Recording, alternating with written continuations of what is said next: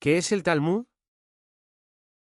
Si la Biblia es la piedra basal del judaísmo, el Talmud es su columna central. Se eleva desde los cimientos y soporta todo el edificio espiritual e intelectual. En muchos sentidos, el Talmud es el libro más importante dentro de la cultura judía, la columna vertebral de la creatividad y la vida nacional. No hay ninguna otra obra que haya ejercido una influencia comparable sobre la teoría y la práctica de la vida judía, ninguna como ella ha moldeado el contenido espiritual y servido como una guía para la conducta. El pueblo judío siempre ha tenido clara conciencia de que su supervivencia y desarrollo dependen del estudio del Talmud y aquellos que se manifiestan hostiles hacia el judaísmo también conocen esta realidad. Este libro fue censurado, difamado y condenado a las llamas una cantidad innumerable de veces durante la Edad Media, y en el pasado más reciente, fue sometido a humillaciones semejantes. Durante algunas épocas se prohibió el estudio talmúdico pues resultaba muy evidente que una sociedad judía que dejara de estudiar esta obra no tenía esperanzas de sobrevivir. La definición formal del Talmud es el resumen de la ley oral que surgió después de siglos de esfuerzos académicos por parte de sabios que vivieron en Palestina y Babilonia, hasta el comienzo de la Edad Media. Tiene dos componentes fundamentales. La Misná, un libro de Halajá, ley, escrito en hebreo y el comentario de la Misná, conocido como el Talmud, o Guemará, en el sentido limitado del término, una síntesis de discusiones y aclaraciones de la Misná, escrito en un dialecto arameo-hebreo. Sin embargo, si bien esta explicación es formalmente correcta, resulta poco exacta y genera confusiones.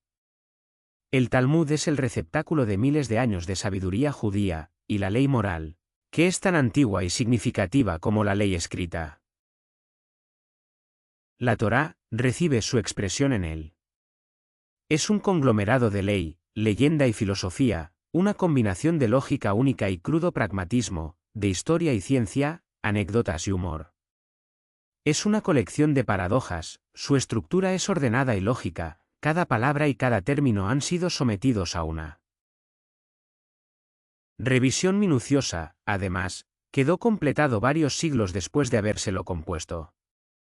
A pesar de ello, no deja de basarse en la asociación elegbre, en una reunión de ideas diversas que recuerdan a la novela moderna, donde se emplea la técnica del fluir de la conciencia. Si bien su objetivo principal es la interpretación y el comentario de un libro de la ley, es a la vez una obra de arte que supera la legislación y su aplicación práctica. Y a pesar de que hasta el día de hoy el Talmud es la fuente principal de la ley judía, no se lo puede citar como una autoridad, cuando se trata de promulgar leyes. El Talmud se ocupa de la misma forma de problemas abstractos, y completamente irreales y de los hechos más prosaicos de la vida cotidiana, pero logra eludir la terminología abstracta. Aunque se basa en los principios de la tradición y transmisión de autoridad de generación en generación, no tiene paralelo en cuanto a su disposición a cuestionar y rever las convenciones y los puntos de vista aceptados y a descubrir las causas subyacentes. El método talmúdico de discusión y demostración trata de acercarse a la precisión matemática sin recurrir por ello a los símbolos matemáticos o lógicos. La mejor forma de comprender el Talmud es a través del análisis de los objetivos fundamentales de sus autores y compiladores. ¿Cuál era la meta de esos miles de sabios que pasaron sus vidas discutiendo y analizando elementos en cientos de centros de estudio, gra, uno de sí pequeños?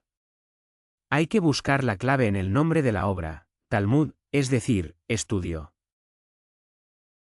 Aprendizaje.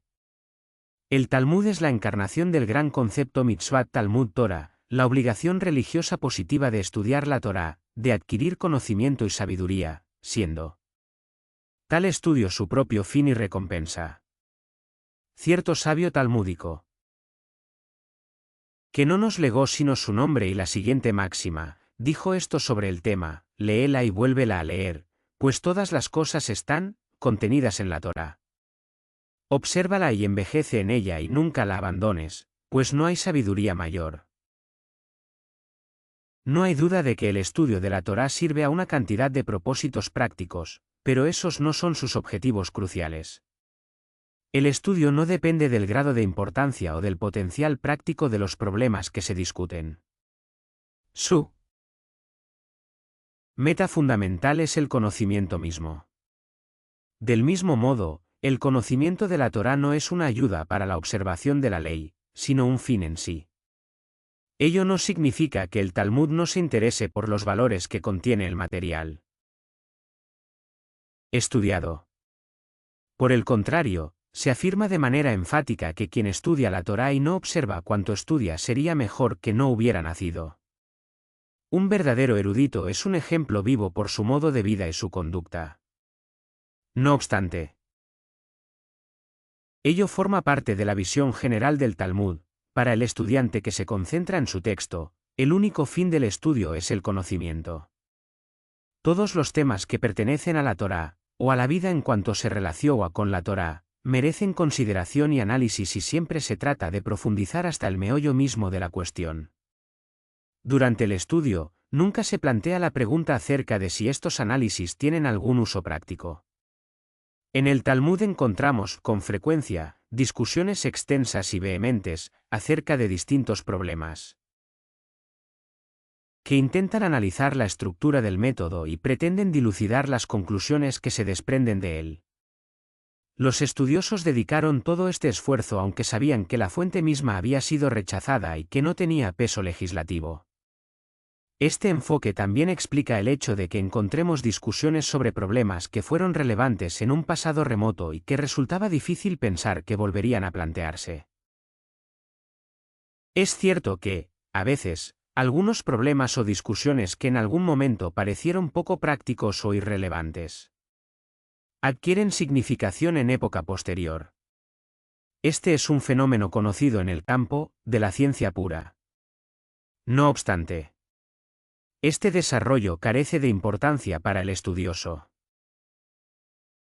del Talmud para quien, desde un principio, el único objetivo consiste en resolver problemas teóricos y buscar la verdad. El Talmud está estructurado según las normas de un tratado legal y mucha gente comete el error de pensar que su esencia es legal. Trata los temas de los cuales se ocupa halajá básica, versículos bíblicos o tradiciones transmitidas por sabios, como fenómenos naturales que componen la realidad objetiva. Cuando alguien se relaciona con la naturaleza, no puede aseverar que el tema no le concierne o no merece ser estudiado.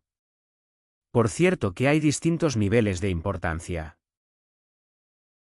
para cada tema, pero todos tienen en común el hecho de ser. Existen y se les barra diagonal debe prestar atención. Cuando el sabio talmúdico analizaba una tradición antigua la percibía ante todo como una realidad en sí, lo comprometiera o no, ella formaba parte de su mundo y no podía pasarla por alto. Cuando los eruditos discuten una idea o una fuente que ha sido rechazada, su actitud se asemeja a la del científico que contempla un organismo que se ha extinguido porque no ha sido capaz de adaptarse a condiciones cambiantes. De algún modo, este organismo ha fracasado y ha muerto, sin embargo, ese hecho no mengua su interés como tema de estudio para él. Hombre de ciencia. Una de las mayores controversias históricas fue la que se dio entre los métodos de las casas, escuelas, de Chammay e Hillel, que duró más de un siglo. Por último, se resolvió en la famosa frase, ambas son las palabras del Dios vivo. Y la decisión está de acuerdo con la casa de Hillel. El hecho de preferir un método no significa que el otro se base en una concepción errónea. El segundo también es una expresión de creatividad y de las palabras del Dios vivo. Cuando uno de los sabios osaba decir que cierta teoría no le agradaba, sus colegas lo observaban diciéndole que estaba mal decir acerca de la Torá, esto es bueno y esto no. Tal punto de vista es análogo al caso del científico a quien no se le permite decir que una criatura determinada no le resulta atractiva. Esto no quiere decir que no deben hacerse evaluaciones, inclusive en términos de atracción. No obstante, siempre deberían partir de la conciencia de que ningún hombre tiene el derecho de juzgar o determinar que cierto objeto carece de belleza desde un punto de vista puramente objetivo. Esta analogía entre el mundo natural y la Torá es muy antigua y los sabios la desarrollaron al máximo. Una de sus primeras expresiones es la teoría de que así como un arquitecto construye una casa según un plano, del mismo modo él Santo, bendito sea, siguió su Torá al crear el mundo. Según este punto de vista, de ello se desprende que debe haber cierta correlación entre el mundo y la Torá, esta última formaría parte de la esencia del mundo natural y no se limitaría a constituir una especulación externa sobre él. Esta forma de pensar también engendró el punto de vista de que no exidolarte ningún tema que sea demasiado extraño, remoto o raro como para ser estudiado. El Talmud refleja una gama muy amplia de intereses. Porque no es una obra homogénea compuesta por un solo autor. Cuando varias personas colaboran en la elaboración de un libro, tienen presente un determinado fin específico que otorga su carácter y orientación a la obra. El Talmud, en cambio, es el resultado final de la compilación de los pensamientos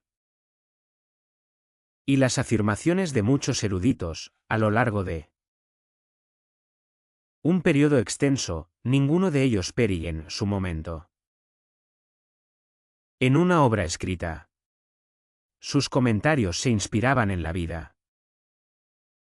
Surgían de los problemas que les eran sometidos a estudio y del intercambio de opiniones entre los distintos sabios y sus discípulos. Ese es el motivo por el cual no podemos discernir una orientación clara o un objetivo específico en el Talmud. En gran medida, cada discusión es única e independiente de las demás y cada tema es un centro de interés, en el momento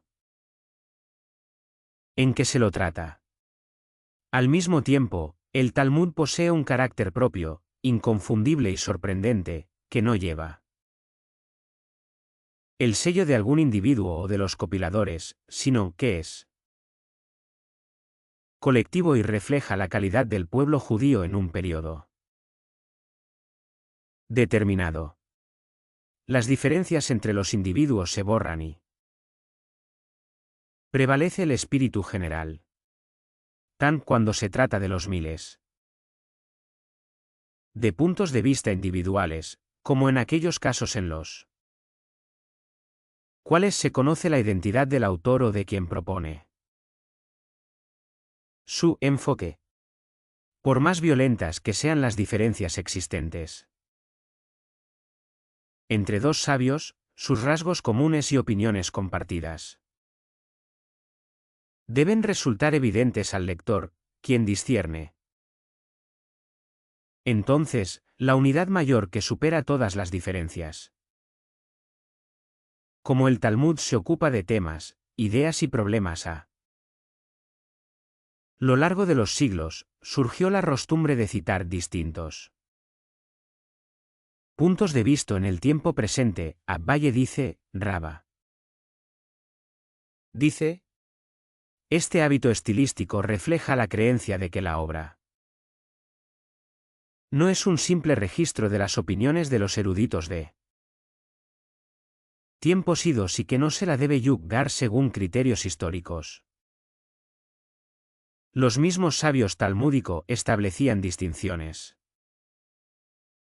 entre personalidades y periodos. De hecho, la clarificación de estas cuestiones forma parte íntegra del estudio, pero esas diferencias solo se citan cuando resultan estrictamente relevantes y no se usan para la evaluación o la discusión. Para estos estudiosos, el tiempo no es un constante fluir en el cual el presente siempre borra el pasado. Se lo ve de manera orgánica. Como una esencia viva y en desarrollo, el presente y el futuro se basan en el pasado vivo. Dentro de este proceso vasto, algunos elementos adquieren una forma más estable. Y entre otros, que pertenecen al presente, son flexibles y mucho más cambiantes.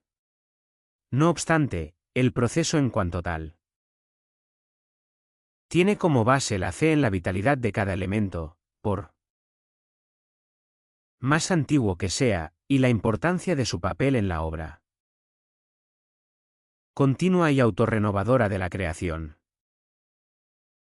Este proceso de renovación se relaciona de manera íntima con el carácter central del cuestionamiento en la discusión talmúdica. En cierta medida, todo el Talmud está estructurado por preguntas y expuestas, e inclusive, cuando no se las formula de forma explícita, las preguntas constituyen el trasfondo de cada afirmación e interpretación. Uno de los métodos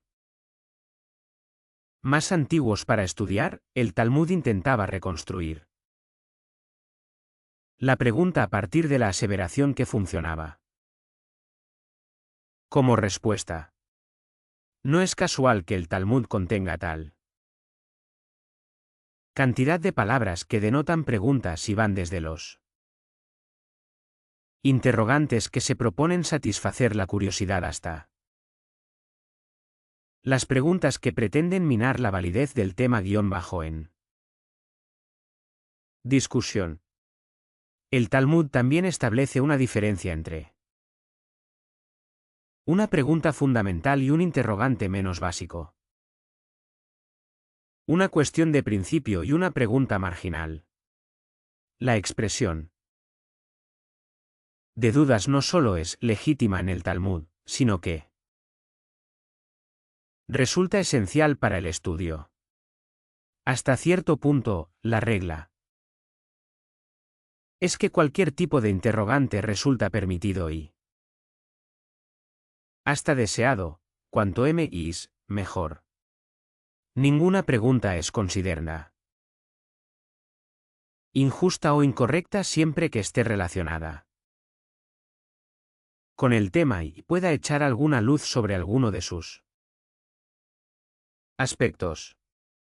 Esto se aplica no solo al mismo Talmud sino a la forma en la cual se lo estudia y analiza. Se espera que el estudiante, después de haber absorbido el material básico, se plantee preguntas a sí mismo y a los demás y que exprese dudas y reservas. Desde este punto de vista, el Talmud es, quizás, el único libro sagrado de la cultura universal que permite e incluso incita al estudiante a cuestionarlo.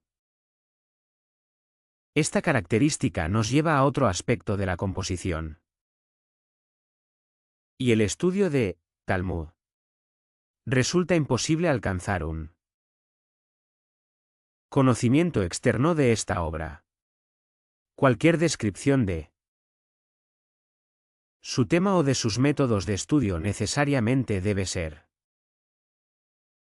superficial, en razón de su naturaleza única. El conocimiento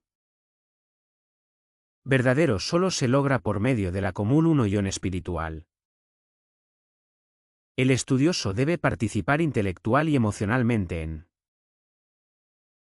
el debate talmúdico, convirtiéndose, hasta cierto punto, en un creador.